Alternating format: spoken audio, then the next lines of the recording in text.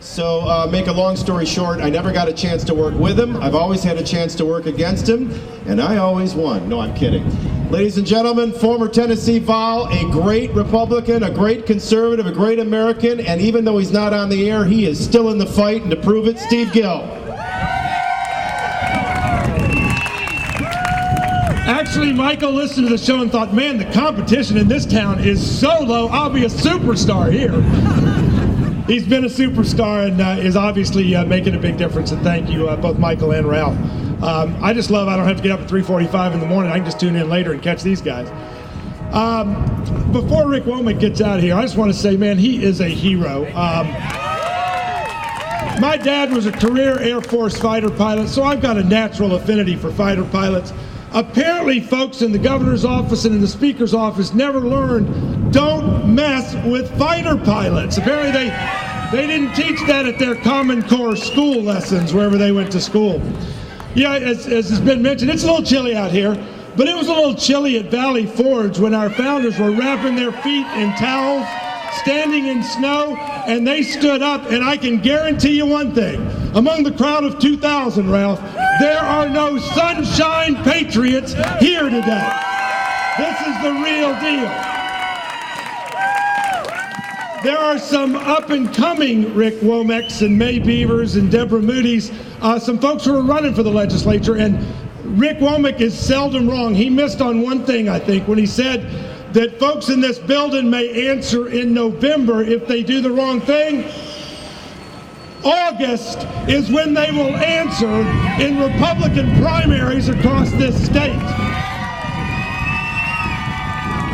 And you've heard from Steve Garris, who's here. Robert Dunham is running for the state legislature, who is out here. I'm going to miss some others that are candidates out here that I'm just kind of seeing in the crowd. If you are running for the state legislature, please raise your hand. I'm sorry, Dr. Terry's here. Raise your hand so folks can get to know you. Get behind these guys, because one of the things scaring the living bejeebers out of these guys are guys like this. We make them nervous. Opponents scare the living daylights out of them because they've seen their fellow legislators get beat over issues less important than this. The income tax created a lot of change in the legislature. I'm telling you, this has the same impact in terms of people being worried about their kids and their kids' future. And I love the I'm a faux parent sign. I welcome all my other faux parents. Has anybody noticed that the same sales pitch they've made on the other bogus program, Obamacare, is being used by Obamacare proponents here in Tennessee? You got Harry Reid saying if you're a victim of Obamacare, you're a liar.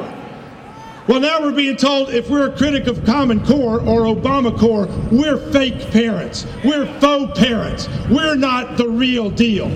And it occurs to me that the same ones launching those criticisms that are such ardent proponents of Common Core haven't had any kids in public school.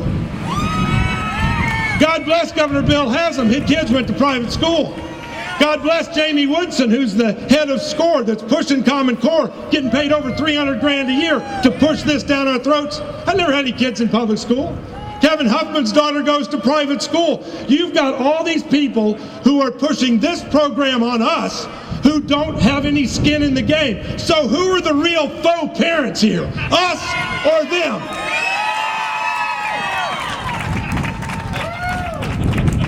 We've got an opportunity to make history yet again in the same place we did the income tax, and that's with guys like Rick Womack and the rest of them killing this thing tomorrow. But it's not going to happen without the continued voices, the continued input, and the continued presence.